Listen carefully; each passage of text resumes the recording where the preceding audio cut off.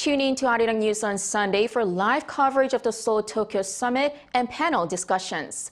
Now we turn to the latest on the drone attack in Moscow. The Kremlin is now accusing the U.S. of being behind the attack after previously pointing its fingers at Ukraine.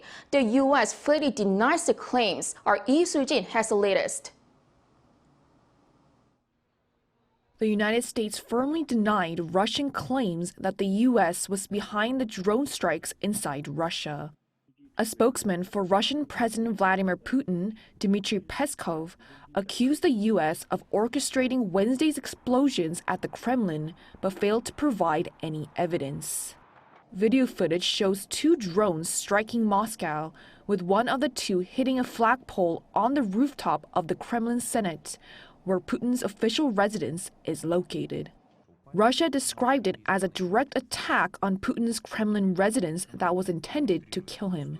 Putin was not in the building during the attack. Russia initially blamed Ukraine for the attack but quickly shifted the blame to the U.S. for dictating the attack.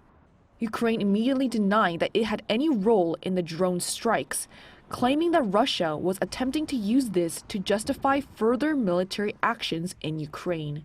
White House spokesperson John Kirby also strongly denied the accusations. One thing I can tell you for certain is that the United States was not involved in this incident in any way, contrary to Mr. Peskov's lies. And that's what they are, just lies. He also added that the U.S. is trying to gather more information.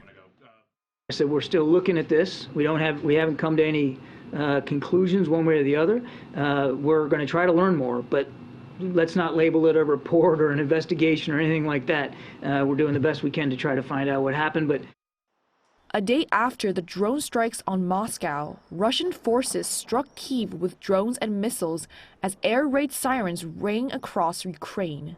This was the third attack on the capital in 4 days.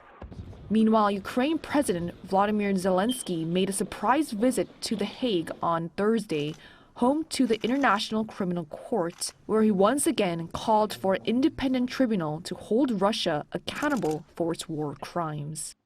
Lee Soo-jin, Arirang News.